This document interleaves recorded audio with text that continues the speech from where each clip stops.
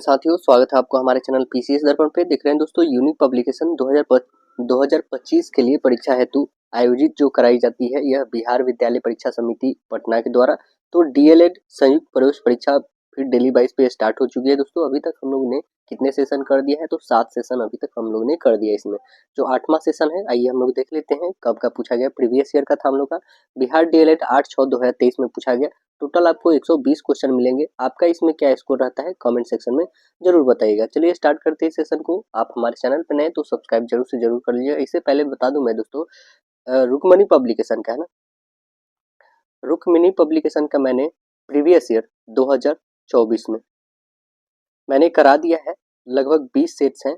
और आपको बता दें, एक यूनिक पब्लिकेशन का भी मैंने उसमें 35 सेट्स करा दिया है। यदि आप नहीं देखे तो उसे भी देखिए, अति महत्वपूर्ण है, क्योंकि सेट प्रैक्टिस आपको देखने हैं तो वो जरूर से जरूर देखिए। और प्रीवियस ईयर जैसे 2024 के लिए देखना है तो इस सेशन को आप देख सकते हैं। ठीक है, चलिए स्टार्ट करते हैं, फिर बाद में मैराथन क्लासेस भी चलेंगी आपकी।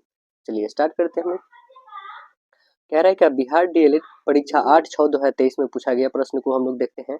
पहला सेक्शन जो आता है हम लोग का जनरल इंग्लिश का आता है। आइए जनरल इंग्लिश में क्वेश्चन क्या है देखा जाए। पहला क्वेश्चन है जनरल इंग्लिश में, क्या, select the alternative which best express the meaning of items या फ्रेजेस। तो आइए आइटम्स और फ्रेजेस को बारे में बता देते हैं। Look down open, look down upon, इसका मतलब होता क्या है? इसका मतलब होता है किसी को घृणा की दृष्टि से देखना। तो आंसर्स क्या बनेगा इसका? आंसर्स बनेगा रिगार्ड विथ कंटेम्प्ट।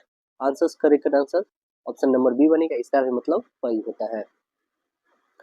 अगला देखिएगा, pick out the non finite verb या verbs in the sentence given below. क्या है हमारे पास sentence? I saw the storm approaching. तो आंसर यहाँ पे नॉन फाइनाइट क्या हो जाएगा? अप्रोचिंग होगा। ऑप्शन नंबर क्या बन जाएगा? राइट आंसर हमारा करेक्ट आंसर है। देखिए अगला बताइए, a sentence has been given in active voice out of 4 alternative given below, select the one which best express of the same sentence in a passive voice. देखिए क्या है active, let him complete the work, इसका क्या बनाइएगा? Passive. देखिए options आपके सामने, बताइएगा। Let him complete the work, तो आंसर्स क्या बताएंगे? राइट आंसर ऑप्शन बनेगा आपका let the work be completed by him. Correct answer ये बनेगा आपका। बताइएगा इसमें हमें बताना है क्या है दोस्तों, फिल इन द ब्लैंक्स को कंप्लीट करना, मतलब डायरेक्ट टू इनडायरेक्ट स्पीच को बताना है, नरेशन को हमें बताना है। देखिए क्या है question, he said to me do you like the book, he asked dash if I dash the book. Answers बनेंगे हमारे ही आस्क्ड मी ना, ही आस्क्ड मी क्योंकि यहाँ पे मी है। He asked me if I liked, if I liked the book. तो answers क्या दिख रहे हैं हमारे? Right answer option number correct D. Select the alternative which best express the meaning of items या phrases according to. According to का मतलब, इसका मतलब होता है के अनुसार, यानी आंसर्स बनेगा as a started by. Correct answer option number A होगा। Choose the correct phrase from the given options, make a conditional sentence. क्या है sentence? He won't be slim if dash stop eating so much junk food. Answers यहाँ बनेगा हमारा he does not stop eating so much junk food. Correct answer हमारा right answer C बनेगा। देखिए अगला question कह रहा है हमें इसमें भी डायरेक्ट टू इनडायरेक्ट बनाना है नरेशन। क्या है क्वेश्चन कि Rita said I had a headache yesterday, तो Rita told that dash a headache dash. Answers बनेगा क्या? Rita told that she had, यहाँ पे होगा she had a headache the day before, the day before. Answers क्या बनेगा हमारा? Correct answer option number D हो जाएगा। देखिए अगला क्वेश्चन है कि fill in the blank with the suitable options. क्या है हमारे पास question, I will not invite Ravi to the study group discussion because he talk too much dash my friend do not like him, है ना। तो answers क्या बताएंगे यहाँ पे? आंसर्स बताएंगे फर्दर मोर। राइट आंसर बनेगा हमारा ऑप्शन नंबर बी होगा। फर्दर मोर का मतलब होता है के अतिरिक्त, है ना। मतलब उसको इसलिए नहीं इन्वाइट करा गया क्योंकि ये स्टडी ग्रुप डिस्कशन में, क्योंकि वह हमारे दोस्त के साथ बहुत ज़्यादा क्या किया था, बातें किया था। Please go there dash it is getting late, means यहाँ पे आपका कौन सा सिंबल लगने वाला है सो बताना है। कौन सा पंक्चुएशन मार्क्स लगेगा यहाँ पे, कौन सा लगेगा, तो यहाँ पे सेमीकोलन लगेगा। करेक्ट आंसर बी बताइएगा। अगला है choose the past perfect continuous tense from the sentence. क्या है सेंटेंस हमारा, I the children played in the park throughout the evening. तो आंसर्स क्या बनेगा हमारा, किसमें बनाना है, पास्ट परफेक्ट कंटिन्यूअस टेंस। तो आंसर्स बनेगा हमारा correct answer option A, the children had been playing in the park throughout the evening. Correct answer, right answer ये बनेगा। Fill up the blank with the correct options. क्या है, this news dash not true, this news is not true. Correct answer हमारा right answer C बनेगा। Choose the correct phrase from the given options and make a conditional sentence. क्या है, if I were an astronaut I dash at the start I I dash at the stars all the time. Answers बनेंगे क्या हमारा, answers बनेंगे would look, if I were an astronaut I would look at the star all the time. Correct answer हमारा right answer option number C correct होगा। इसमें बताना है कि ये इसका नाम क्या है, नाम क्या है, तो इसका नाम है clone.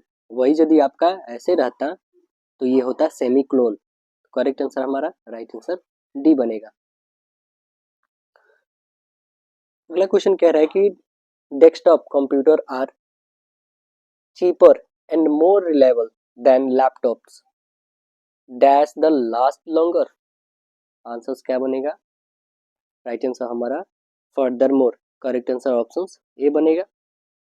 Select the alternative which best express the meaning of items या फ्रेजेस। क्या है हमारा, देखिए I 9 day I a 9 days wonder. 9 days wonder मतलब क्या होता है, तो आपातकालिक आश्चर्य। आंसर्स क्या बन जाएगा, और short lived situations. Correct answer हमारा sensations, option number B correct होगा।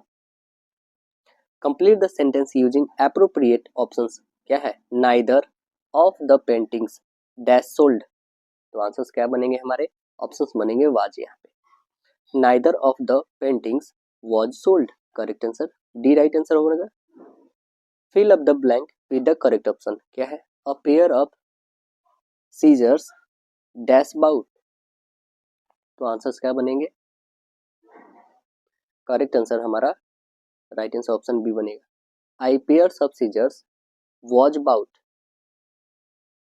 Fill up the blank with the correct options. क्या है हमारा sentence, the aeroplane is flying dash the cloud. तो आंसर क्या बनेगा हमारा, राइट आंसर बनेगा above the cloud. Correct answer हमारा राइट आंसर ये बनेगा।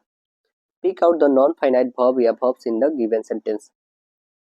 The light is too week to read by. तो आंसर क्या यहाँ पे हमारा करेक्ट होगा, यहाँ पे होगा रीड। करेक्ट आंसर हमारा राइट आंसर ये बनेगा। Fill up the blank with the correct options. क्या है, the plane is flying dash the down dash the town. तो आंसर क्या बनेगा हमारा, right answer option number B, over the town. The plane is flying over the town, option B होगा। Next session क्या है हमारा, गणित का है। देखिए गणित में क्वेश्चंस क्या है, यदि किसी त्रिभुज की एक भुजा को बढ़ाया जाए तो बहिष्य कोण अभिमुख अंतः कोणों के डैश के बराबर होते हैं। डैश के बराबर होते हैं, देखिए एक यहाँ पे हमने त्रिभुज बनाया और यहाँ पे एक बहिष्य कोण। ये कह रहा है कि ये जो बहिष्य कोण है ये दो अंतः कोणों के अभिमुख कोण के योगों के बराबर होते हैं। मतलब ये x होगा और ये x, तो ये 2x होता है। तो आंसर क्या बनेगा हमारा, option number correct right answer D बन जाएगा।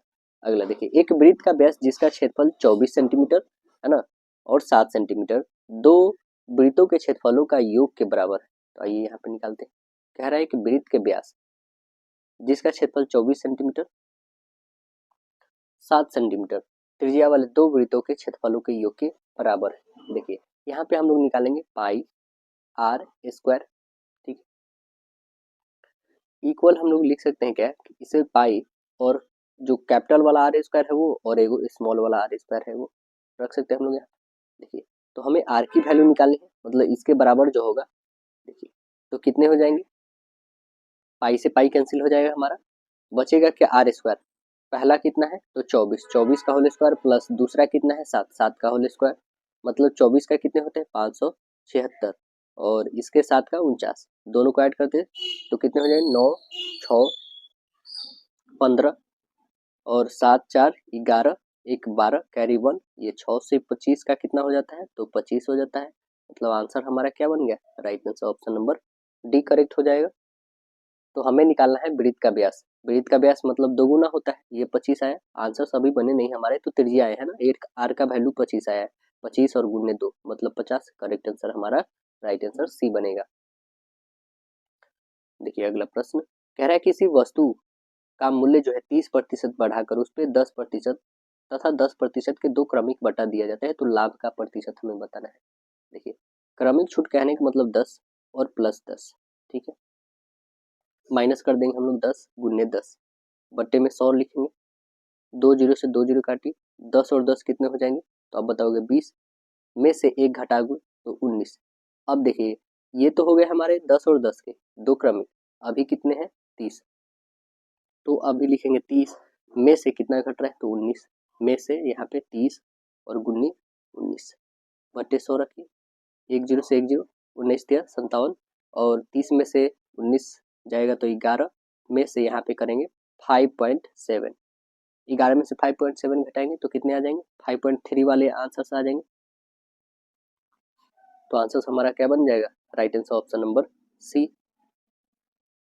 अगला प्रश्न बताइएगा, कह रहा है प्रत्येक धनात्मक समपूर्णांक के लिए निम्नलिखित में से कौन सा सत्य है जबकि क्यू एक क्या है पूर्णांक है, कौन सही है यहाँ पे देखिए कौन सही है, क्यू का यदि वैल्यू हम लोग 1 रखते हैं तो हमारा क्या होगा 2q इक्वल कितना आ जाएगा 2 आएगा, यदि हम लोग q का वैल्यू 2 रखते हैं यदि 2 तो इसका कितना आ जाएगा वैल्यू 4 आ जाएगा, यदि हम इसका वैल्यू 3 रखते हैं तो ये कितना आ जाएगा 6 आ जाएगा, तो हमें क्या दिख रहा है कि यह जो है 2q के रूप का होता है ना, तो करेक्ट आंसर हमारा क्या बन जाएगा, right answer option number D बनेगा। जो q एक पूर्णांक के लिए 2q हमेशा एक क्या होगा समपूर्णांक होगा यहाँ पे। अगला देखिए एक बिंदु जो क्या दिया रखा है, यदि बिंदु ए जो है कितना है 6 एक का है, बी का भी दिया, सी भी दिया है, डी भी दिया है, तो समांतर चतुर्भुज के शीर्ष उसी क्रम में हो तो पी का हमें मान बताना है, पी का मान क्या हो जाएगा, चलिए इस पी का वैल्यू निकालते हैं हम।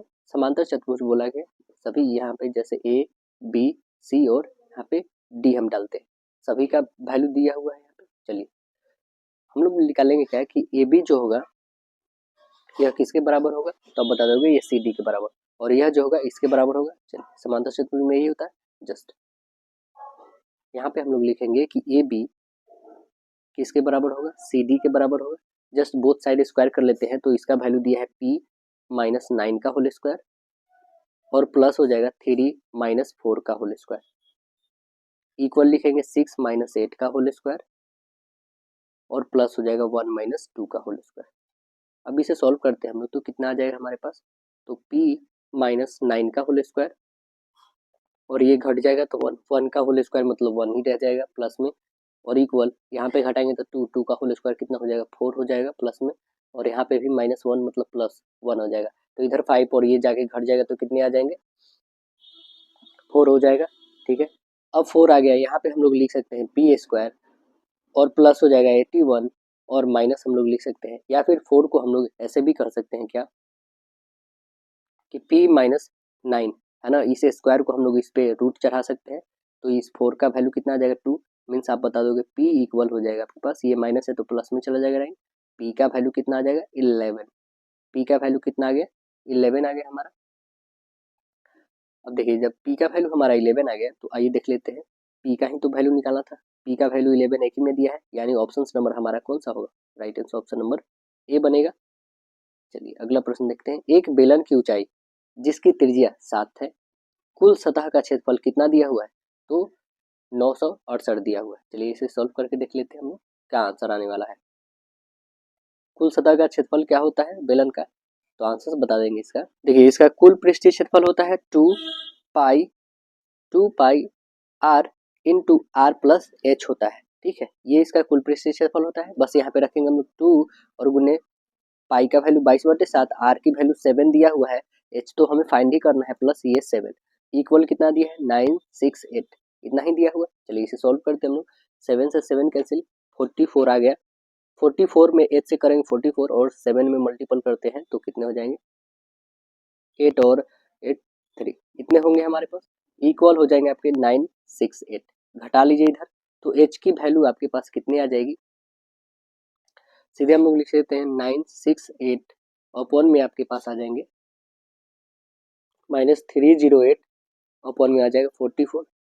इसे हम लोग डिवाइड करते हैं घटा करके, तो कितने आ जाएंगे आपके पास 15, यानी एच की वैल्यू हमारे कितनी निकल गई 15। हमें एच का ही वैल्यू फाइंड करना है, तो आंसर हमारा क्या बन जाएगा right answer option number B correct. अगला प्रश्न देखिएगा, क्वेश्चन कह रहा है यदि माध्य रेशियो माध्यिका कितना 9 8 का है तो माध्यिका और बहुलक का रेशियो निकालना। देखिए तो इसका फॉर्मूला होता है बहुलक बराबर होता है 3 गुने माध्यिका माइनस 2 गुने माध्य होता है। चलिए रखते हैं यहाँ पे 3 गुने माध्यिका, 3 और गुने माध्यिका कितना है 8 है, तो 8 रखेंगे माइनस 2 गुने हमें निकालना क्या है माध्य, यहाँ पे रखेंगे तो ये कितना हो जाएगा ये 24 और ये कितने हो जाएंगे हमारे पास 18। 24 में से 18 घटा लेंगे तो कितने हो जाएंगे हमारे पास 8 हो गया, 6।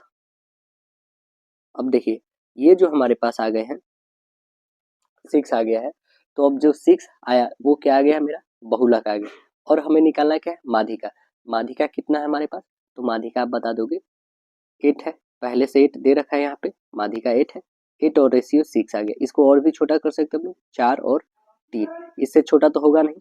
ठीक है, 4 और 3 का रेशियो कौन है, तो option number B correct answer B बन गया आपका। बताइए दो क्षेत्रों के आयतनों का अनुपात 8 और 27 है, यदि स्मॉल आर और कैपिटल आर क्रमशः गोले की त्रिज्या है, तो capital R minus small R ratio small R है, तो हमें बताना है मतलब कैपिटल में से स्मॉल घटा दे और रेशियो स्मॉल आर का हमें रेशियो बता देना है। चलिए यहाँ पे हम लोग देखते हैं दो क्षेत्रों का आयतन दिया हुआ है। ठीक है, गोले का आयतन आपको पता होना चाहिए दोस्तों, गोले का आयतन क्या होता है 4/3 पाई आर क्यूब होता है। चलिए यहाँ से हम लोग कैपिटल आर निकाल लेते हैं, 4/3 पाई आर क्यूब होता है, जिसमें आप देख रहे हैं एक स्मॉल वाला रखते हैं और एक बड़े वाले रखते हैं 4/3 पाई आर क्यूब।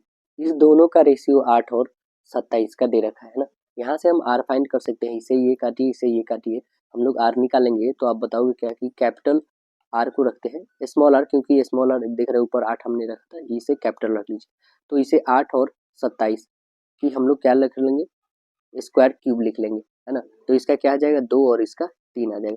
हमें रेडियस निकल चुकी है 2 और 3 का, तो हमें बड़ा वाला कितना निकला है 3, छोटा वाला कितना निकला है 2। अब आइए हम लोग निकाल लेते हैं, यहाँ पे 2 और 3 का निकला है, तो आप यहाँ पे रखिए 3 इसका निकला है, 3 में से 2 घटा लीजिए तो 1 आ जाएगा, और इसका वैल्यू कितना है 2, मतलब 1 और 2 का रेशियो ऑप्शन नंबर कौन है right answer option number B बन जाएगा आपका। देखिए कह रहा है sec 4 theta minus sec square theta किसके बराबर है, तो यह किसके बराबर है दोस्तों। देखिए सेक स्क्वायर 4 जैसे यहाँ पे बोला गया है, तो हम लोग क्या इसमें कॉमन कर सकते हैं कुछ, तो आप बताएंगे यस सेक स्क्वायर कॉमन कर लीजिए, तो आपके पास बचेंगे सेक स्क्वायर और माइनस हो जाएगा 1।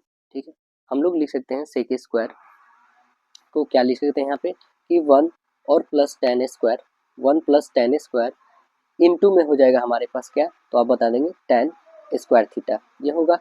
अब देखिए यहाँ पे 1 प्लस टेन स्क्वायर को हम लोग लिख सकते हैं टेन स्क्वायर, है ना, और प्लस ये हो जाएगा हमारे पास 10 की पावर 4। तो आंसर हमारा क्या बन रहा है, तो राइट आंसर हमें दिख रहा है 10 स्क्वायर और 10 की पावर 4, 10 स्क्वायर और 10 की पावर 4 प्लस में, तो ऑप्शन नंबर क्या बन रहा है right answer option number B. कह रहा है संख्याएं 3 5 7 तथा 9 की बराबरता क्रमशः x-2 x+2 x-3 x+3, यदि माध्य कितना है 6.5 तो x का वैल्यू कितना हो जाएगा, x का वैल्यू देखिए यहाँ पे n इक्वल हो जाएगा कितना x-2 है, प्लस हो जाएगा x प्लस 2 है प्लस x माइनस 3 है प्लस x प्लस 3 है। वैल्यू कितना ही है, सभी का वैल्यू जो दे रखा है वो 4x, सभी को इंक्लूड कर लेते हैं, हमारा 4x आ जाता है। ठीक है, 4x। अब देखिए जो माध्य होगा दोस्तों वो क्या निकालेंगे, तो माध्य बराबर यहाँ पे चलिए, माध्य बराबर हम लोग लिखते हैं क्या कि 3 into x minus 2 plus 5 into x plus 2 plus 7 into x minus 3 और प्लस हो जाएगा 9 इंटू एक्स प्लस 3। ठीक है, इसका दे रखा है हमारे पास ये 4x, कितना दिया है वो माध्य, तो आप बताएंगे 6.5, यहाँ पे 6.5 रखिए, इसे क्रॉस मल्टीपल करिए और इसको इसे मल्टीपल क्रॉस, तो अब 6 में इससे करेंगे गुणा तो कितने आ जाएगा, 4 रखेंगे यहाँ पे, इसको हटाइए तो 5 से काटेंगे, 2 टाइम में 5 से काटिएगा तो 5 एकम और 5 दिए 2 से काटिए तो 2, मतलब 13 दूना 26x यहाँ पे हो जाएगा। ठीक है, अभी सभी को इंक्लूड कर लेते हैं हम लोग, तो कितने हो जाएंगे हमारे पास, यहाँ पे तो आ चुका है हमारा 26x, यहाँ पे हमारा 26x आ चुका है, इक्वल में इधर 24x, सभी को इंक्लूड कर लेंगे, प्लस 10 आएगा दोस्तों। ओके, अब देखिए ये जो हमारे पास 24x है और यहाँ 24 ये 26, इस दोनों को घटा लेंगे कितना आ जाएगा 2x, इक्वल कितना हो जाएगा 10, मतलब x की वैल्यू कितनी आ जाएगी 5 आ गई, x की वैल्यू हमारा 5 आ गया, तो x का वैल्यू ही तो फाइंड करना था हमें, तो आंसर क्या बन जाएगा, x की वैल्यू हमारा 5 आ गया, राइट आंसर ऑप्शन नंबर ए बन जाएगा। बिंदु दे रखा है 3 और 2 है ना, -3 और 2, दो अवस्थित है, यह किस पे अवस्थित है दोनों, ये तो प्लस वाले पे है, देखिए यहाँ ये प्लस है ये भी प्लस है, तो ये तो हमें दिख रहा है कि ये x और y पे है। ठीक है, कह रहा है कि x के दोनों ओर, अब देखेंगे पहला कह रहा है माइनस, माइनस यहाँ पे है, ठीक है ये माइनस में है, और एक कह रहा है प्लस में, तो आप बता दोगे, और ये भी प्लस ये भी प्लस में। ठीक है, तो आंसर हमारा क्या दिख रहा है इसमें, ऑप्शन नंबर हमारा x के एक ओर है, मतलब x के कितने ओर, एक ही ओर है ना, मतलब इधर ये तो है सभी, x के इधर इधर तो है ही नहीं, तो इसलिए आंसर हमारा क्या बन जाएगा, right answer option number D correct हो जाएगा। चलिए अगला प्रश्न देखेंगे, यदि एक आयत की लंबाई और चौड़ाई क्रमशः 15 और 10 है तो इसका क्षेत्रफल बताना है, बहुत ही सिंपल, दोनों में गुणा कर दीजिए, 15 10 150, करेक्ट आंसर हमारा बन गया 150। ये देख लेते हैं ऑप्शन, 150 ऑप्शन नंबर कौन है, राइट आंसर ऑप्शन सी। बताइए प्रथम 10 अभाज्य संख्याओं की माध्यिका क्या हो जाएगा, प्रथम 10 अभाज्य, वो अभाज्य पहले आप निकालना सीखे, क्या क्या हो जाएगा, 2 3 है ना, 5 7 11 13 17 19 है ना, 23 और 29, ये टोटल हमारे 10 आ गए अभाज्य संख्या, ये सभी का क्या निकालना हमें, माध्यिका, माध्यिका बताना है, तो टोटल नंबर ऑफ कितने हैं 10 है, तो 10 का आधा करोगे 5, मतलब पांचवा और छठा टर्म हमें जोड़ के बस 2 से भाग करना है, तो ये पांचवा टर्म कौन सा है, 1 2 3 4, एक पांचवा ये है और छठा ये, 11 और 13, 11 और 13 का जोड़ेंगे तो कितना हो जाएगा 24 हो जाएगा। ठीक है, 24 का आधा करिएगा कितना आ जाएगा 12, यानी ऑप्शन नंबर क्या बनेगा, राइट आंसर सी। अगला देखिए, कह रहा है के किस मान के लिए समीकरण युग्म x plus 2y minus 3 equal 0 तथा 5x प्लस के वाई प्लस 7 इक्वल 0 का कोई हल नहीं होगा, कोई हल नहीं होगा, इसके लिए क्या लिखेंगे हम लोग, देखिए इसका फॉर्मूला होता है दोस्तों, कितने सिंपल होते हैं, बस इसे याद कर लीजिएगा तो सिंपल लगेंगे, a1 अपॉन a2 इक्वल होता है b1 upon b2 doesn't equal c1 upon c2, बस इसी पे तो रखना है आपको। ठीक है, दोनों इक्वेशंस में आपको पता होना चाहिए कि a1 क्या है b1 क्या है। देखिए a1 आपको बता दे, a यहाँ पे है दोस्तों, b1 ये है और ये c1 है, तो यहाँ पे a2 ये b2 और ये c2 है। चलिए अब तो समझ में आ गया होगा, देखिए यहाँ पे हम लोग रखते हैं बस इसके, तो इसके बदले रखेंगे हम लोग a1, a1 कितना है हमारे पास, तो a1 है हमारे पास 1, और a2 कितना है, देख सकते हैं यहाँ पे a1, पहला इक्वेशन में x के आगे कुछ नहीं है तो मतलब 1 रखेंगे, ठीक है ना। देखिए अब a2 कितना है, तो आप बता दोगे 5 है, जस्ट इसके इक्वल लिखेंगे b1 2 और ओपन k, ओके, क्योंकि हमें k का वैल्यू फाइंड करना है, डजंट इक्वल 3 ओपन 7, माइनस में है ये। चलिए अब इस दो को हम लोग रख के देखते हैं, तो k का वैल्यू क्या आ जाएगा, 5 2 10, कितना आ गया हमारे पास 10 आ गया, तो हमें k का ही तो वैल्यू फाइंड करना था, हल नहीं होगा, हल नहीं हो सकता है, तो ये k का वैल्यू हमारे पास 10 आ गया, यानी आंसर नंबर क्या बन गया हमारे पास, right answer option number B correct हो गया आपका 10 नंबर। 10 हो गया, करेक्ट आंसर बी हो गया। देखिए समीकरण 4x प्लस 3y इक्वल 1 ए है के लिए x इक्वल 1 है, y इक्वल 2 है, तो a का वैल्यू बहुत ही सिंपल। देखिए x का वैल्यू 1, यहाँ पे 1 रखिए, मतलब a कितना हो जाएगा 4 हो जाएगा, 4 और 1 में गुणा करेंगे 4, और 2 रखना है, 4 3 और 2 में गुणा करिएगा तो कितना हो जाएगा 6, तो ये 4 और 6 कितने हो जाएंगे 10, मतलब a का वैल्यू कितना आ गया यहाँ पे, ऑप्शन नंबर बी हो गया। बताइए cosec theta into sec theta का मूल्यांकन हमें बताना है, क्या आ जाएगा, क्या हो जाएगा दोस्तों यहाँ पे। देखिए कॉसेक थीटा को हम लोग क्या लिख सकते हैं, 1/sin लिख सकते हैं, ठीक है, इंटू सेक को क्या लिख सकते हैं, 1/cos लिख सकते हैं। साइन और कॉस को गुणा करेंगे तो क्या आ जाएगा हमारे पास, साइन इंटू कॉस लिखेंगे हम लोग। अब देखिए ये साइन से साइन कटा था, यहाँ पे क्या आ जाएगा आपके पास, कॉस आ जाएगा। और अच्छा ये बताइए जब हमारे पास ये 1 है ऊपर में, तो क्या हम लोग ऐसे ही इसको लिख सकते हैं कि साइन स्क्वायर और प्लस कॉस स्क्वायर लिख सकते हैं, sine square plus cos square की वैल्यू भी तो 1 ही होता है। अब देखिए क्या हम लोग इसको अलग अलग लिख सकते हैं क्या, कि साइन अपॉन कॉस लिख सकते हैं और प्लस कॉस अपॉन साइन लिख सकते हैं, फिर करेंगे तो इतना ही आएगा। हाँ अब देखिए साइन प्लस कॉस को क्या लिखते हैं हम लोग, टैन लिखते हैं, ठीक है, लेकिन प्लस है तो ये तो ऑप्शन होगा नहीं, प्लस इसमें आइए, साइन प्लस कॉस को हम लोग टैन बोलते हैं, टैन बोलते हैं, और कॉस प्लस साइन को कॉट बोलते हैं, यानी ऑप्शन नंबर कौन सा दिख रहा है, तो right answer option number C बन रहा है हमारा। अगला प्रश्न देखिए, दो क्रमिक सम संख्याओं का HCF क्या होगा, दो क्रमिक सम संख्या का HCF क्या हो जाएगा दोस्तों, तो आप बता दोगे 2 ही होगा। क्रमिक मतलब कि जैसे 2 है और 4 है, इसका HCF क्या होगा, तो आप बताओगे 2 है, ऑप्शन नंबर सी बन जाएगा। आइए अगला, इनमें से किसका विस्तार जो है अनंत है, किसका विस्तार अनंत है, ए और बी, ये दोनों का है ना, करेक्ट आंसर रेखा और समतल का दोनों का जो है विस्तार क्या है, अनंत है, इनफाइनाइट, करेक्ट आंसर सी बनेगा। देखिए बहुपद दिया हुआ है हमारे पास, ये x-2 से पूर्णतः विभाजित होता है, तो x-2 कहने का मतलब x-2 इक्वल 0, मतलब x की वैल्यू कितना है 2 है, ठीक है दोस्तों। बस अब यहाँ पे फाइंड करने हैं, x की वैल्यू 2 आ गया, मतलब यहाँ पे लिख सकते हैं 2p, ठीक है, यहाँ पे 2 आ गया, मतलब ये लिख सकते हैं 4 और 4 में मल्टीपल करेंगे तो 16 आ चुका है, ठीक है, और यहाँ पे कर देंगे क्यूब तो ये आ चुका है 8, 2 का क्यूब मतलब 8, 8 और 16 कितने हो जाएंगे 24, 24 और 8 कितने हो जाएंगे दोस्तों, 24 और 8 कितने हो जाएंगे 32 हो जाएंगे, है ना, 32, तो आप बता दोगे क्या कि 32 को जब 2 से आधा करेंगे तो कितने आ जाएंगे दोस्तों, 16 आ जाएंगे, मतलब पी का वैल्यू कितना आ गया हमारे पास, तो आंसर बता देंगे 16, राइट आंसर ये बन जाएगा।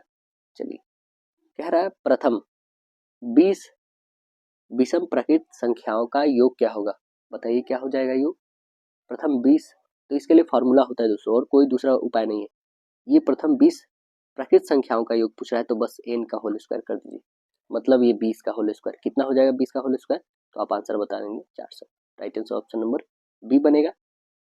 आइए अगला प्रश्न देखते हैं, कह रहा है ए और बी ने मिलकर व्यापार शुरू किया, ए ने 36,000 8 माह के लिए लगाया, जबकि बी ने 6 माह के लिए लगाया, अंत में बी ने कुल लाभ 15/31 भाग में मिला, तो बी ने कुल कितना धन लगाया, बी ने कुल कितना धन लगाया, देखिए बी ने जो धन लगाया, ए और बी का रेशियो, ओके, ये लगा रहा है 36,000, कितने दिनों के लिए, तो 8 महीने के लिए, फिर अब बी की बारी, तो ये लगा रहा है 6 मंथ, हमें नहीं पता कितना रेशियो लगा रहा है, ठीक है, ये गुना कर लेंगे तो कितना आ जाएगा हमारे पास, ये आ जाएगा 48, 3 टाइम्स इज टू x हो जाएगा, ओके। अब देखिए ये जो हमारे पास आ गए हैं, कह रहा है कि ए और बी का लाभ का रेशियो कितना दिया हुआ है, तो 1 माइनस 15/31 कर सकते हैं, क्योंकि 15/31 तो 1 में से घटा लेंगे, और रेशियो 15 और 31 का रेशियो दिया हुआ है, ठीक है, इसको हम लोग करेंगे, 31 में से 15 घटाएगा तो 16, और यहाँ पे क्या हो जाएंगे आपके पास 15, क्योंकि 31 दोनों कैंसिल हो जाएगा, 16 और 15 का रेशियो हमारा क्या आ गया, तो लाभ का आ गया। अब देखिएगा अकॉर्डिंग टू प्रश्न आप देखेंगे तो ये 48,000, ठीक है ना, 48,000 बट्टे x, ये किसके बराबर है, तो आप बता देंगे 16/15 के, तो 16 से काटिए कितने टाइम में, 3 टाइम में, है ना, ये 3 से मल्टीपल कर देंगे तो कितना आ जाएगा 45। आइए देखते हैं हम लोग 45 वाला ऑप्शन कौन सा है, तो राइट आंसर हमारा ऑप्शन नंबर सी करेक्ट होगा। 45,000 उसने इन्वेस्ट करा था बी ने। कह रहा है किसी आवृत्ति वितरण का माध्यिका निम्नलिखित में से किसकी सहायता से ग्राफ से निकाला जा सकता है, किसकी सहायता से निकाला जा सकता है, तो आंसर्स बता देंगे त्वरण के माध्यम से। करेक्ट आंसर ऑप्शन नंबर ए बनेगा, त्वरण विधि से निकाला जा सकता है। आइए अगला प्रश्न देखते हैं। संख्या 2, 2, 4, 5 तथा 12 के लिए निम्नलिखित में सही कौन सा है? बताइए कौन सा सही है। तो आप देख रहे हैं 2, 2 2 टाइम आया है, ठीक। तो 2 टाइम आने के कहने का मतलब माध्यिका यदि हम फाइंड करना चाहें तो 1, 2, 3, 4, 5 5 नंबर है, ठीक है। 5 मतलब एक बढ़ा देंगे छठा मतलब 6 का आधा है, सीधे यहाँ पे 5 और प्लस 1 और बट्टे हो जाएगा 2, मतलब पांचवा और प्लस एक पद, मतलब छठा जो हमारे पास आ रहा है 6 यहाँ पे, ये पांचवा और प्लस 1, तो ये टोटल कितने आ जा रहा है हमारे पास? तीसरा पद आ रहा है 5 1 6 का आधा 3, 6 का आधा 3, तो तीसरा पद कौन सा आ रहा है? 4 आ रहा है। ये 4 को आप ध्यान रखेंगे, 4 के आगे हमारे पास, तो आप बता देंगे माध्यिका आ गया, माध्यिका आ चुका है 4। अब देखिएगा माध्य निकालेंगे तो माध्य के लिए सभी को इंक्लूड करना पड़ेगा, इंक्लूड करके जितने नंबर 1 2 3 4 5 5 से डिवाइड कर देना होगा दोस्तों। सभी को ऐड करेंगे तो 25 25 का 5 से डिवाइड करोगे तो कितना आ जाएगा? 5। माध्य हमारे पास 5 आ चुके हैं। और बहुलक, बहुलक क्या है दोस्तों? तो इसमें आपके पास 2 ही है, मतलब 2 बार 2 आ रहा है तो बहुलक 2 है, मतलब बहुलक बड़ा है। माध्यिका, माध्यिका आपके पास 4 है दोस्तों, बहुलक आपके पास 2 है, और माध्य आपके पास, माध्य आपके पास 5 है, ठीक है। अब बताइए इसमें क्या हो जाएगा कि आप कब बताओगे कि माध्य तो बड़ा है किससे? बहुलक से। ऑप्शन नंबर एक ही दिख रहा है, राइट आंसर डी, क्योंकि ये तो होगा नहीं, ठीक है। बहुलक माध्यिका बराबर है नहीं, माध्य माध्यिका बराबर है नहीं, इसलिए आंसर नंबर हमारा डी बनेगा। देखिए कह रहा है 21 छात्रों का क्या लिखा गया है? मध्य धार, मध्य भार जो है 21 केजी है, तथा इससे, तथा उसमें से एक 21 केजी भार वाले छात्रों को हटा दिया जाए तो छात्र हटाने पर बने समूह का मध्य भार क्या होगा? क्या हो जाएगा यहाँ पे? तो 20 छात्रों का कुल भार यदि हम लोग लिखते हैं दोस्तों, देखिए 20 छात्रों का कुल भार कितना हो जाएगा? 20 छात्रों के लिए यदि कुल 20 छात्रों ने 21 छात्र है तो 21 लिखेंगे, 21 छात्रों का 21 है, मतलब 441 होगा, 21 और 21 में गुणा करेंगे, ठीक है 441। ये 441 में से 21 क्यों घटाएंगे? क्योंकि 21 वाला एक हटाया जाता है, तो 21 घटा दीजिए तो कितने हो जाएंगे? 0 और ये 2 और ये 4, मतलब 420 आ गया। 420 जो है ये कितने स्टूडेंट के लिए, मतलब एक तो निकाल दिया गया तो अब 20 ही बचा, तो 20 से काटिए, 4 से काटेंगे तो 21 टाइम में, मतलब अब समूह में मध्य भार कितना रह गया? तो answer number right answer B बता दीजिएगा। अगला प्रश्न देखिएगा, कह रहा है यदि 1 + tan theta plus sec theta into 1 + cot theta minus cosec theta बराबर क्या होगा? अब देखिए इसे कैसे सॉल्व करेंगे हम लोग दोस्तों। यहाँ पे 1 तो रखेंगे ही रखेंगे, और प्लस tan को लिए हम लोग क्या लिखेंगे? तो साइन अपॉन किसको रखेंगे? साइन अपॉन कॉस को रखेंगे, और प्लस हो जाएगा सेक को क्या लिखेंगे? 1 + सेक लिखेंगे। सेक को हम लोग 1 अपॉन कॉस लिखेंगे ना दोस्तों, 1 अपॉन कॉस लिखेंगे, ठीक है। अब यहाँ पे इंटू करेंगे 1, और प्लस कॉट के लिए क्या लिखेंगे? तो आप कॉट के लिए कॉस बट्टे साइन लिखिएगा, ठीक है, और माइनस कॉसेक को 1 अपॉन साइन लिखेंगे, है ना। अब देखिए इसे सॉल्व करते हैं हम लोग दोस्तों, यहाँ पे मल्टीपल करने होंगे आपको, ठीक है। पहले तो इसका एलसीएम ले लीजिए, कॉस और कॉस का कितना हो जाएगा? तो आप बता दोगे कॉस हो जाएगा, यहाँ पे लिखेंगे कॉस, और प्लस ये कॉस मतलब साइन ही रह जाएगा, और प्लस हो जाएगा ये हमारे पास 1 ही रहेगा, ठीक है। अब आगे इसे सॉल्व करिएगा तो कितने हो जाएंगे दोस्तों? यहाँ पे साइन एलसीएम हो जाएगा, साइन, और यहाँ पे लिखेंगे हम लोग साइन, और प्लस यहाँ पे हो जाएगा कॉस, और माइनस यहाँ पे हो जाएगा 1। अब इसे हम लोग मल्टीपल करेंगे तो साइन और कॉस से इंटू करेंगे तो साइन का, साइन और कॉस यहाँ पे हो जाएगा हमारे पास, तो लिखेंगे यहाँ पे हम लोग सीधे एलसीएम ले लेते हैं, यहाँ पे साइन और कॉस, तो यहाँ पे हो जाएगा साइन इंटू कॉस हो जाएगा, ठीक है। अब देखिए जब यहाँ पे कॉस कैंसिल हो गया तो साइन बच गया, मतलब इसे मल्टीपल कर देंगे तो हमारे पास आ कितने जाएंगे? तो आप बता दोगे कि यहाँ पे आ जाएंगे कॉस प्लस साइन का होल स्क्वायर, ठीक है, और माइनस यहाँ पे हो जाएगा 1 का होल स्क्वायर, मतलब फिर से वही आएगा, तो इसलिए हम लोग सीधे 1 का होल स्क्वायर रख दिए। तो यहाँ पे हम लोग लिख क्या सकते हैं दोस्तों? कॉस स्क्वायर और प्लस साइन स्क्वायर, ठीक है, और प्लस 2 साइन इंटू कॉस हो जाएगा, और -1 होगा, अपॉन में लिखेंगे साइन इंटू कॉस, ठीक है। अब देखिए साइन स्क्वायर और प्लस कॉस स्क्वायर का वैल्यू कितना लिखेंगे हम लोग? 1 लिखेंगे, ये तो सेम रह जाएगा, ये प्लस में 1 ये माइनस में 1, ये सीधे हम लोग काट सकते हैं। अब हमारे पास बच गया 2 साइन कॉस, अपॉन में हमारे पास साइन और कॉस, साइन कॉस कैंसिल बच गया, यानी आंसर हमारा सिर्फ बच गया क्या? तो 2, यानी आंसर हमारा बच गया right answer option number D correct होगा आपका। अब देखिए आते हैं नेक्स्ट सेशन जो है विज्ञान का। विज्ञान में देखते हैं क्वेश्चन कह रहा है क्या कि अगर हवा ध्वनि संरचना के विपरीत दिशा में बह रही है तो ध्वनि का वेग क्या होगा? ध्वनि का वेग आप बताओगे घटेगा, करेक्ट आंसर सी बताइएगा, क्या होगा, ध्वनि का वेग घटेगा। निम्नलिखित में से कौन सा जल प्रदूषण का प्रमुख कारण है? जल प्रदूषण का प्रमुख कारण औद्योगिक कचरा है। क्या होगा दोस्तों? औद्योगिक कचरा। बताइए निम्नलिखित में से कौन सा एकल झिल्ली से घिरा हुआ है? एकल मतलब एक झिल्ली से घिरा हुआ है, कौन है? तो आंसर बताएंगे लाइसोसोम। कौन है दोस्तों? लाइसोसोम। करेक्ट आंसर सी बताएंगे लाइसोसोम। इसे आत्म हत्या की थैली भी बोला जाता है दोस्तों। कोशिकीय जो है चयापचय में जो है व्यवधान के कारण जब कोशिका क्षतिग्रस्त हो जाती है तो लाइसोसोम क्या होता है? फट जाता है और इसे मौजूद एंजाइम अपनी ही कोशिका को जो है पाचित कर देती है और इसके परिणाम स्वरूप जो है कोशिका की मृत्यु हो जाती है। और इसी मुख्य कार्य जो कोशिकीय पदार्थ तथा अंगकों के टूटे फूटे भागों को क्या करती है? उसे साफ करती है, भरती है ना। देखिए अगला क्वेश्चन कह रहा है कि किस जीव का प्रयोग जैविक खाद के रूप में किया जाता है? कौन सा जीव को कहते हैं? आंसर बताएंगे अजोला। करेक्ट आंसर ये बनेगा अजोला। इसका उपयोग जैविक खाद और पशु आहार के रूप में किया जाता है। एक तरफ यह जहां धान की उपज बढ़ाती है तो दूसरी तरफ यह पशुओं के लिए पोषक तत्व है जिसमें लगभग 25 से 30% प्रोटीन पाया जाता है। बताइएगा दोहरा निषेचन विशिष्ट क्या है? दोहरा निषेचन विशिष्ट क्या है? तो आंसर बताएंगे angiosperm. Correct answer right answer D बताएंगे एंजियोस्पर्म। चलिए अगला क्वेश्चन कह रहा है किसी तत्व की परमाणु संख्या होती है, क्या होती है बताइए? तो आंसर बताएंगे प्रोटॉनों की संख्या। Correct answer right answer option number C बताएंगे हम। आइए अगला क्वेश्चन कह रहा है कि किसी वस्तु के लिए गुरुत्वीय त्वरण का मान स्वतंत्र होता है। तो आंसर बताएंगे पृथ्वी के द्रव्यमान के। करेक्ट आंसर हमारा राइट आंसर डी बनेगा पृथ्वी के द्रव्यमान के होता है। देखिए अगला क्वेश्चन प्रकाश के परावर्तन के कितने नियम हैं? प्रकाश के परावर्तन के नियम कितने हैं दोस्तों? 2 हैं।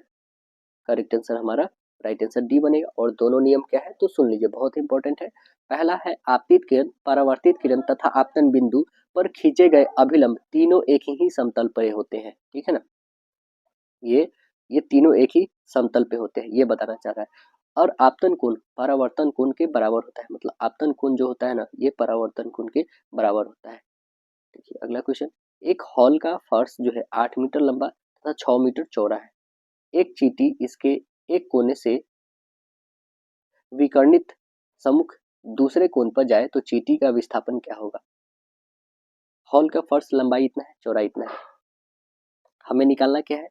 हमें निकालना है विकर्ण, ये वाली फाइंड करनी है। चलिए इसे फाइंड करते हैं। तो फाइंड करने के लिए हमने 8 लंबाई है और ये 6 चौड़ाई है। तो आयत का लंबाई और चौड़ाई दिया हो तो यहाँ पे हमें विकर्ण निकालने में क्या दिक्कत? विकर्ण की फॉर्मूला होती है root under L square plus B square.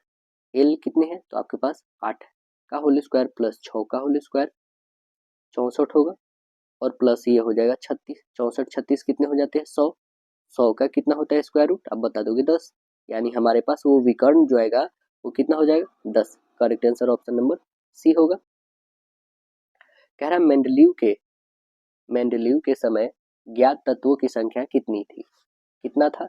तो आंसर्स बता देंगे 63। राइट आंसर ऑप्शन नंबर ए बनाएंगे 63 था। कह रहा है विद्युत परिपथ में दो बिंदुओं के बीच विभवांतर मापने के लिए प्रयुक्त होता है, किसका उपयोग किया जाता है? तो आंसर बताएंगे वोल्ट मीटर का। करेक्ट आंसर सी बताएंगे वोल्ट मीटर का होता है। और धारा मापने के लिए किसका उपयोग करते हैं? ए मीटर का उपयोग करते हैं। अगला देखिए पदार्थ की अवस्थाएं क्या क्या होती है? वैसे तो 5 होती है बट इसमें 3 ही दिया है। 3 कौन कौन है? ठोस, द्रव और गैस। ऑप्शन नंबर क्या बनेगा? Right answer option number B correct होगा आपका। अगला देखिएगा निम्नलिखित में से कौन F2 पीढ़ी में लक्षण रूपी एक संकरण का अनुपात है? एक संकरण का अनुपात है, कौन है बताइएगा? F2 पीढ़ी का लक्षण के लिए तो आंसर्स बताएंगे 3:1 का रेशियो। करेक्ट आंसर हमारा क्या बनेगा? राइट आंसर ए बनेगा। और इसे बस फॉर्मूला से याद ही रखने होंगे दोस्तों, और दूसरा कोई इसका उपाय नहीं है कि 3:1 होते हैं, है ना। मतलब कि 3 पौधे जो होंगे और 3 पौधा लंबा होगा और एक पौधा क्या होगा? बौना होगा। इसका कहने का मतलब F2 ये पीढ़ी का लक्षण कहता है। कच्छ और खंबात की खाड़ी में किस प्रकार की जो है ऊर्जा के विकास की संभावना है? वहाँ पे कौन सी ऊर्जा संभावना है? तो आंसर बताएंगे इनमें से कोई नहीं, है ना। वहाँ पे ज्वारीय ऊर्जा के विकास की संभावना है। ज्वारीय ऊर्जा के विकास की संभावना है। भारत के गुजरात में स्थित कच्छ और खंबात की खाड़ी में ज्वारीय ऊर्जा के विकास की संभावना है। ज्वारीय ऊर्जा ऑप्शन नंबर ए होगा, डी नहीं दोस्तों। करेक्ट आंसर ऑप्शन नंबर हमारा राइट आंसर ए बनेगा। ज्वारीय ऊर्जा नवीकरणीय ऊर्जा है जो समुद्री ज्वार और धाराओं के प्राकृतिक उत्थान और पतन से प्राप्त होती है। समुद्री ज्वार का उपयोग करके बिजली का उत्पादन किया जा सकता है और देश में ज्वारीय ऊर्जा क्षमता लगभग कितना है, 8000 मेगावाट है। अगला देखेंगे, एरेनकाइमा किसके द्वारा पौधे के लिए सहायक होता है? एरेनकाइमा बताइएगा किसके लिए सहायक होता है? तो आंसर्स बता देंगे। Right answer option number D होगा हमारा, हाइड्रोफाइट्स में उत्प्लावन के द्वारा करना। हाइड्रोफाइट्स में उत्प्लावन प्रदान करना। आइए अगला क्वेश्चन देखते हैं हम लोग। निम्नलिखित में से कौन सा पाराकायस्क है? पाराकायस्क कौन है बताइए? पाराकायस्क है सिनेबार। राइट आंसर ये बनेगा, पाराकायस्क सिनेबार है। और इसका परमाणु संख्या कितना होता है? तो आंसर बताएंगे 80। देखिए, सजीव में पाए जाने वाले जैव प्रक्रम, सजीव में पाए जाने वाले जैव प्रक्रम कौन है? इनमें सभी है, श्वसन है, पोषण है, जनन है, सभी होते हैं। Right answer option number B correct होगा। बताइए, विद्युत हीटर में तार की कुंडली किस तत्व की बनी होती है? कौन सी तत्व की बनी होती है? नाइक्रोम की। करेक्ट आंसर बी बताएंगे, किसका? नाइक्रोम का। बताइए, भार के विचार से जल में हाइड्रोजन और ऑक्सीजन के अनुपात होते हैं। कौन से अनुपात में? हाइड्रोजन और ऑक्सीजन। हाइड्रोजन H होता है, ऑक्सीजन O। इसका आप देखोगे तो ये 1 और इसका देखोगे तो 8, मतलब 1 और 8 का रेशियो। ऑप्शन नंबर क्या बनेगा? Right answer option number D हो जाएगा हमारा करेक्ट। अगला प्रश्न देखिएगा, कह रहा है कि पोषण जिसमें जीव शरीर के अंदर भोजन लेता है और एंजाइम का उपयोग करके पाचन पचाता है, उसे क्या कहते हैं? उसे कहते हैं दोस्तों हैलोजोइक। क्या कहते हैं उसे? हैलोजोइक। आंसर नंबर करेक्ट डी बनेगा यहाँ पे। देखिए, हैलोजोइक पोषण में एक जीव जो है अंतर्ग्रहण की प्रक्रिया के द्वारा जटिल कार्बनिक खाद्य पदार्थ को अपने शरीर में भोजन के रूप में लेते हैं और एंजाइम की मदद से ग्रहण किए गए भोजन को पचाता है और फिर जीव के शरीर के कोशिकाओं में अवशोषित हो जाता है। अब देखिए, अगला जो सेक्शन है हमारा सामाजिक अध्ययन है। आइए सामाजिक अध्ययन में देखते हैं क्या है। कह रहा है आज भारत में जलवायु विद्युत शक्ति लगभग योगदान करती है ना, तो उत्पादित कुल बिजली का कितना प्रतिशत?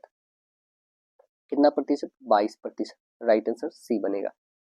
और जबकि लगभग 60% बिजली का उत्पादन कोयले से होता है। अगला देखेंगे, कह रहा है कि धर्मनिरपेक्ष राज्य की स्थापना सर्वप्रथम कहाँ हुई?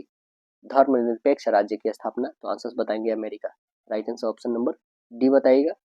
भारत में एक धर्मनिरपेक्ष राष्ट्र जहां राज्य का अपना कोई धर्म नहीं है और प्रत्येक नागरिक को अपनी इच्छा अनुसार किसी भी धर्म को मानने तथा उसका प्रचार करने की पूरी स्वतंत्रता है। अगला देखें, दाची ग्राम को जम्मू कश्मीर में स्थित है, क्या है दाची ग्राम में बताइएगा? तो दाची ग्राम में क्या है दोस्तों? आप आंसर बताएंगे, राष्ट्रीय उद्यान है। ऑप्शन नंबर बी बताएंगे। इसे 1981 कब?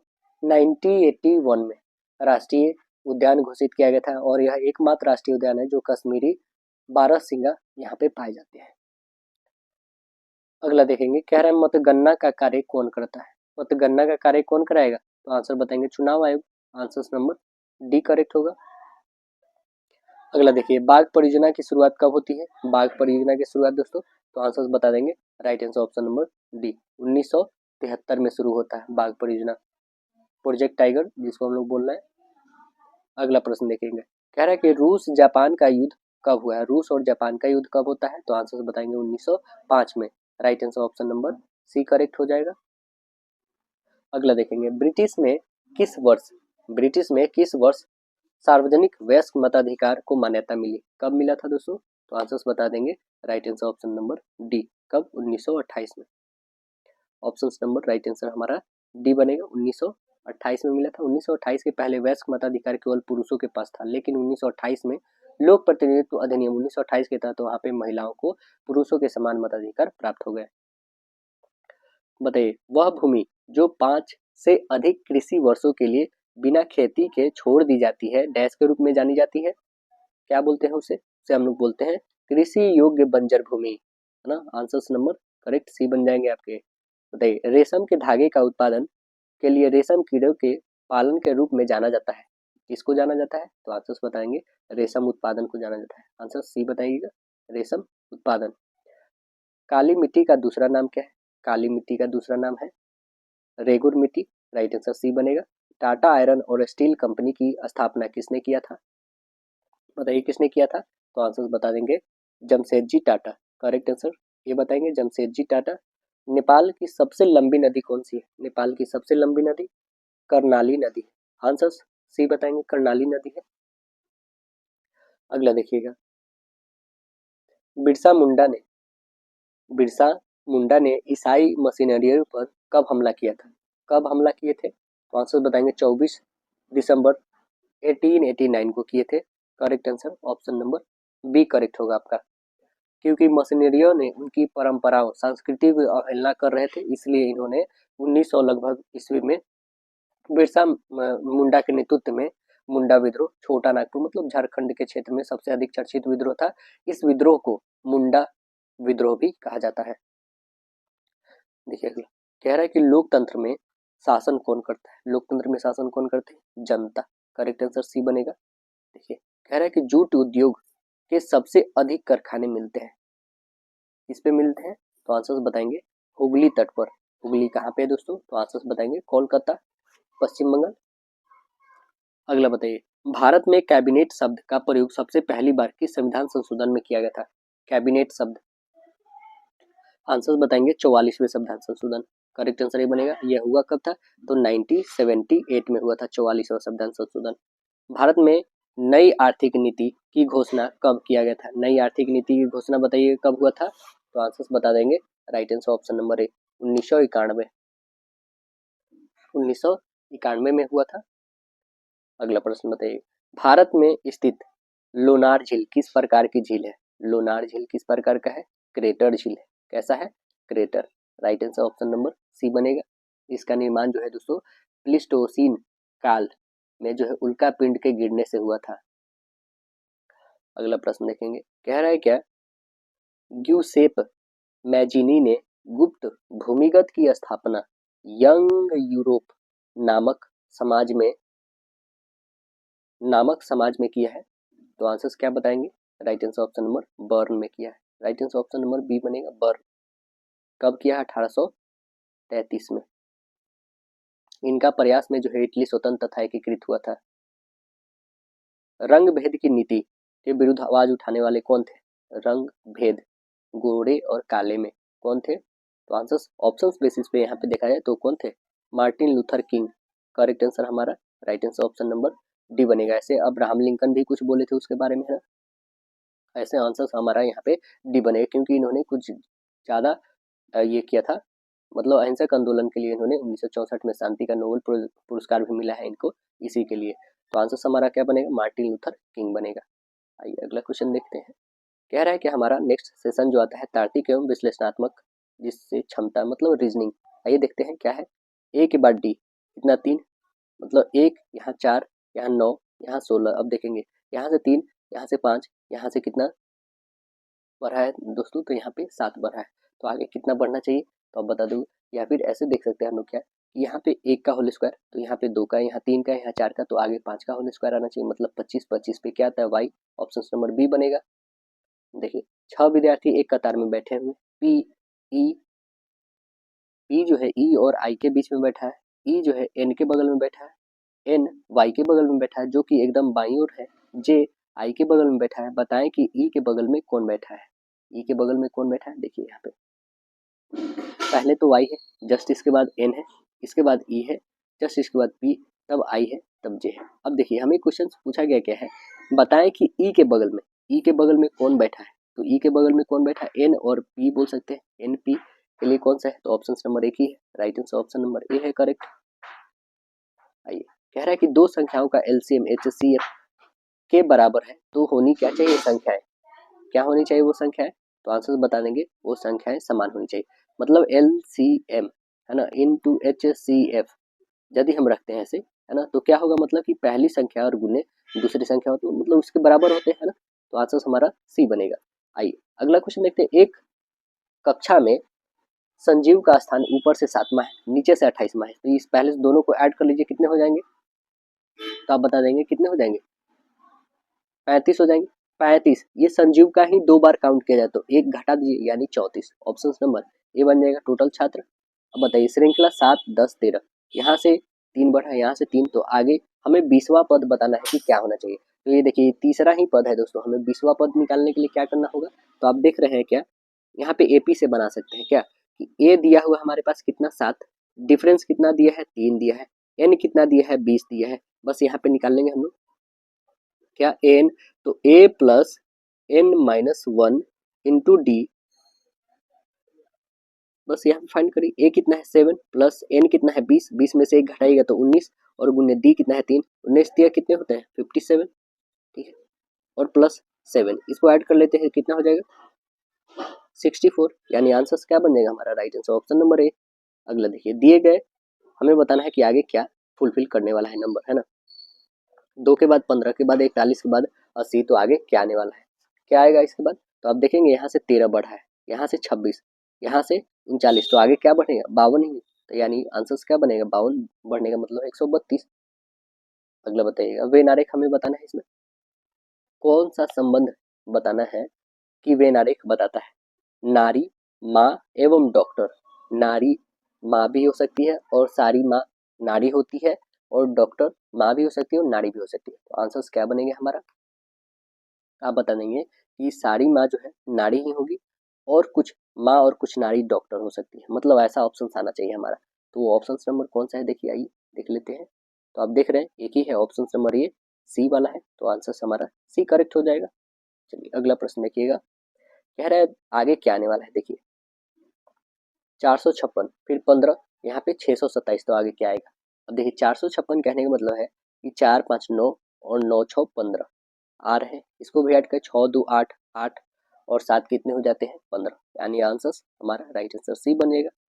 अगला प्रश्न देखिए, पैटर्न को पूरा करने के लिए तो 42 से 40 कितना घटा है 2, फिर 40 से यहाँ पे 2 घटा 38, यहाँ पे कितना घटा 3, यहाँ पे कितना घटा, तो आप बता दोगे 35 से 33 आ गया है ना, तो यहाँ पे 2, फिर यहाँ पे आप 2, फिर यहाँ पे 3, तो फिर यहाँ पे कितना घटेगा 28 से 2 घटेगा फिर 2, यानी यहाँ 26 और यहाँ पे 24, 26 24 कौन सा होगा, तो option number right answer D हो जाएगा हमारा। देखिए अगला प्रश्न कह रहा है अंग्रेजी वर्णमाला में बाएं छोर से 18वें अक्षर के बाएं छोर का 10वां अक्षर कौन होगा, अंग्रेजी वर्णमाला के बाएं छोर से 18वां है ना, बाएं छोर से 18वां कौन हो जाएगा, तो बाएं छोर से 18 में यहाँ पे पहले 18 नंबर लिखिए, ठीक है, माइनस आप 10वां लिखिए, 10वां अक्षर तो करोगे कितना आ जाएगा 8वां, 8वां पे कौन आता है एच, यानी ऑप्शन नंबर डी बन जाएगा हमारा। लास्ट जो सेक्शन आता है हम लोग का सामान्य हिंदी का अति महत्वपूर्ण सेक्शन, देखिए निम्नलिखित में कौन सा वाक्य जो है शुद्ध है, शुद्ध कौन सा है इसमें वाक्य, आइए पढ़ के देख लेते हैं वाक्य जो सुधार है। भाई बहन जा रही है बिल्कुल गलत है, बहुसंख्यक मनुष्य आए यहाँ आए थे बिल्कुल गलत है, कह रहा है कि निरपराधी को दंड नहीं मिलना चाहिए, ये बात तो सही है और मतलब सेंटेंस भी सही आ रहा है। सीता ने झूठ झूठ कही थी बिल्कुल सही गलत है, यानी हमारा इसमें जो शुद्ध वाक्य आया है वो कौन सा आया है, तो ऑप्शन नंबर हमारा right answer option number C हुआ है। वैसे आप देखेंगे ना चाहे तो भाई बहन जा रहे थे, क्या बताएंगे भाई बहन जा रहे हैं, है ना, बहुसंख्यक मनुष्य यहाँ आए थे, यानी बहुसंख्यक लोग यहाँ आए थे ऐसे होगा, आए थे है ना। अगला देखिएगा ये सीता ने झूठ कही थी, होगा क्या सीता झूठ कही थी, है ना, झूठ सीता ने नहीं बल्कि सीता झूठ कही थी ये हो सकता था। अगला देखिए रूपक अलंकार हमें बताना है, रूपक अलंकार कौन सा है, तो आइए देख लेते हैं हम लोग रूपक अलंकार के लिए। देखिए रूपक अलंकार में आप देखोगे तो इसमें क्या है, माया दीप नर पतंग, माया दीपक नर पतंग, यहाँ पे हमारा क्या है, तो आप बताएंगे रूपक अलंकार है। रूपक अलंकार इसमें बताया क्या क्या है दोस्तों, माया दीपक नर पतंग में रूपक अलंकार है क्योंकि माया को दीपक एवं नर मनुष्य को पतंग बताया गया है, इसलिए हमारा correct answer option number A correct होगा। देखिए अगला इनमें से कौन सा वाक्य जो है अशुद्ध है मतलब गलत है, आइए पढ़ के देख लेते हैं कौन अशुद्ध है।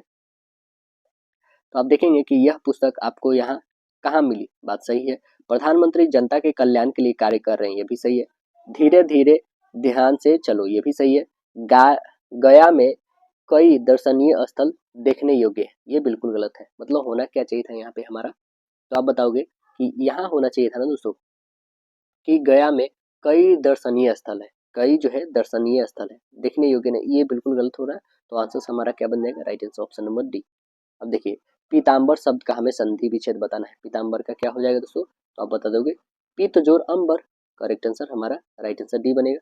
शब्द के अर्थ के बीच के संबंध को हमें बताना है, शब्द और अर्थ के बीच के संबंध को कौन बताता है, तो आंसर से क्या बता देंगे, शक्ति, है ना, करेक्ट आंसर ये बताएंगे। शब्द शक्ति कहलाता है उसे, तो करेक्ट आंसर हमारा राइट आंसर ये बनेगा। जो वाक्य में प्रयुक्त शब्द एवं उसके अर्थ के बीच के समन्वय को भाव को व्यक्त करने वाले तत्व को शब्द शक्ति कहते हैं। देखिए, साल वृक्ष के पत्ते जो है धीरे धीरे लहरा रहे हैं, उपयुक्त में हमें रेखांकित शब्द बताना है। धीरे धीरे यहाँ पे क्या है दोस्तों, तो धीरे धीरे आप देखोगे लहराना क्या है, लहराना एक वर्ब है। वर्ब से पहले जो आता है वो क्या कहलाता है, एडवर्ब, यानी हमारा क्या बन जाएगा, क्रिया विशेषण। ऑप्शन नंबर क्या बनेगा, राइट आंसर ऑप्शन ए। देखिए आइए, कह रहा है कि निम्नलिखित में से कौन आचार्य भरत मुनि के अनुसार जो है काव्य गुण होते हैं। तो देखिए, इनके अनुसार बताना है, किनके, भरत मुनि के अनुसार काव्य गुण होते हैं। ये देख लेते हैं हम लोग ऑप्शंस। देखिए कौन होते हैं दोस्तों, तो आंसर से इसमें देखेंगे ना कि समता, समाधि, प्रसाद और ये सभी, यानी करेक्ट आंसर हमारा राइट आंसर डी बनेगा, ये सभी होते हैं ना। देखिए, लड़के गेंद खेल रहे हैं, किस वाक्य का उदाहरण, लड़के जो है गेंद खेल रहे हैं, कैसा ये उदाहरण है, तो आंसर बताएंगे ये सरल वाक्य है, आंसर सी बनेगा। आइए अगला, कह रहा है कि फूले हैं कुदम फूली मलती सधन बन, फूली रही तारे मनो मोती अनगिनन है। इस पंक्ति में कौन सी अलंकार है, पंक्ति में कौन सा अलंकार है, फूले हैं कुमुद फूली मालती सघन बन, फूली रहे तारे मनो मोती अनगिनन। इसमें अलंकार कौन सा दिखने को मिल रहा है दोस्तों, तो आप इसमें अलंकार जो बता देंगे वो है हमारे पास उत्प्रेक्षा अलंकार। करेक्ट आंसर क्या बनेगा, right answer option number C बनेगा, उत्प्रेक्षा अलंकार। अलंकार के कितने भेद होते हैं, अलंकार के भेद कितने होते हैं, तो अलंकार के भेद टोटल होते हैं 3। Right answer option number D बनेगा। कौन कौन, शब्दालंकार, अर्थालंकार और भावालंकार होता है। देखिए अगला है क्या, मुख्यार्थ और लक्ष्यार्थ की अपेक्षा अधिक सूक्ष्मता और रमणीयता किस अर्थ में रखती है, किस अर्थ में रहती है, तो आंसर्स बता देंगे, यह रहती है व्यंग्य के अर्थ में, व्यंग्यात्मक। आंसर्स डी बताएंगे। देखिए, रमा से रोया नहीं जाता, वाक्य में कौन सा वाच्य है, रमा से रोया नहीं जाता है, तो आंसर्स बता देंगे भाववाच्य है। आंसर्स नंबर सी करेक्ट होगा, यहाँ पे भाव को बताया गया, फील को बताया गया।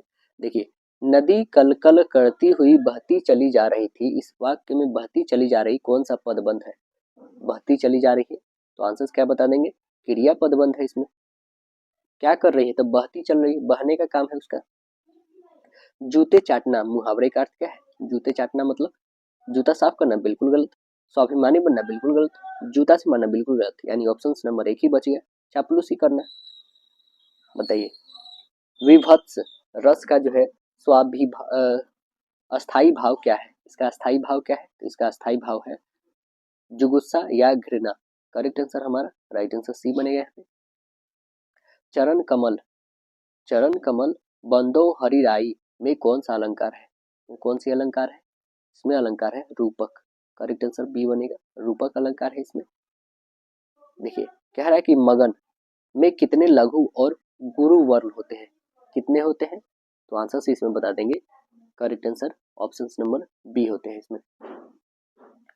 अगला देखिए, कह रहा है कि क्रांतिकारियों ने अंग्रेजों को खूब नाको चने चबवाए, इसमें नाको चबे चबाने का मतलब क्या होता है, आंसर्स क्या बताएंगे, right answer option number D, बहुत परेशान करना, राइट आंसर डी बनेगा। देखिए, कह रहा है कोमल नयनों से पत्थर बरसने लगे, रोज मिलने पर भी मन तरसने लगे, इस पंक्ति में कौन सी अलंकार है, कौन सी अलंकार है इसमें, विरोधाभास अलंकार है, राइट आंसर डी बताएंगे, विरोधाभास। किसी वर्णिक छंद के प्रत्येक चरण में जगन तगन जगन रगन के क्रम में कुल 12 वर्ण होते हैं, उनमें से कौन सा वर्णिक छंद कहलाता है, कौन सा वर्णिक छंद कहलाता है, तो आंसर बताएंगे वंशस्थ। करेक्ट आंसर बी बनेंगे यहाँ पे। अगला प्रश्न देखिए, कह रहा है समान वर्णों की आवृत्ति वाले अलंकार को क्या कहते हैं, से क्या कहेंगे, तो बताएंगे अनुप्रास अलंकार कहेंगे। करेक्ट आंसर बी बताइएगा, अनुप्रास अलंकार। अगला देखिए, मोहन चाकू से सेब काट रहा है, वाक्य में चाकू से किस कारक का उदाहरण है, चाकू से कौन सा उदाहरण, कौन सा कारक है, तो आंसर्स बता देंगे, यह है करण कारक। राइट आंसर बी बनेगा, कौन सा है, करण कारक है। आइए, मनुष्य एक सामाजिक प्राणी है, इसका उसका धर्म है कि वह स्वयं जिए और दूसरे को जीने दे, वह अपने सुख दुख कि एक दूसरे के सुख दुख की ओर ध्यान दे, अपने स्वार्थ को छोड़कर दूसरे के हित में सोचे। अपना स्वार्थ सिद्ध करना मानवता नहीं है, परहित ही सच्ची मानवता है। यही सच्चा धर्म है। मनुष्य अपनी क्षमता या सामर्थ्य के अनुसार परहित कर सकता है। वह मन से, धन से, तन से अथवा तीनों से जो है दूसरों की भलाई कर सकता है। दूसरों के प्रति सच्ची सहानुभूति रखना ही परहित है। किसी को संकट से बचाना, किसी को कुमार्ग से हटाना, किसी को दुखी और निराश व्यक्त से सांत्वना देना भी परहित के ही अंतर्गत आता है। भगवान राम ने ऋषि मुनियों की तपस्या में बाधा डालने वाले राक्षसों का संहार किया। ईसा मसीह ने लोगों का उत्थान किया। सम्राट अशोक ने स्थान स्थान पर कुएं तालाब खुदवाकर जनता का उपकार किया। यह मानवता का प्रमुख धर्म है ना। यहाँ मानवता का प्रमुख धर्म क्या है, ये ऑप्शन में बताना है आपके। प्रमुख धर्म क्या है, तो आंसर बता देंगे, वह स्वयं जिए और दूसरे को भी जीने दे। करेक्ट आंसर बी बताएंगे। देखिए अगला क्वेश्चन है, जो समास विशेषण विशेष से और उपमेय उपमान से मिलकर बनते हैं वह डैश समास कहलाते हैं। कौन सा समास कहलाता है, तो वह समास कहलाता है कर्मधारय समास। करेक्ट आंसर ये बनेगा कर्मधारय समास। देखिए लास्ट क्वेश्चन है हम लोग का, जो देश देव जो महान है, देव जो महान है किस समास का उदाहरण है। देव क्या है, जो महान है, तो आंसर क्या बताएंगे, कर्मधारय समास। करेक्ट आंसर बी बनेगा। तो आशा है दोस्तों वीडियो पसंद आएगा। फिर मिलते हैं नेक्स्ट सेशन में, जब तक के लिए धन्यवाद।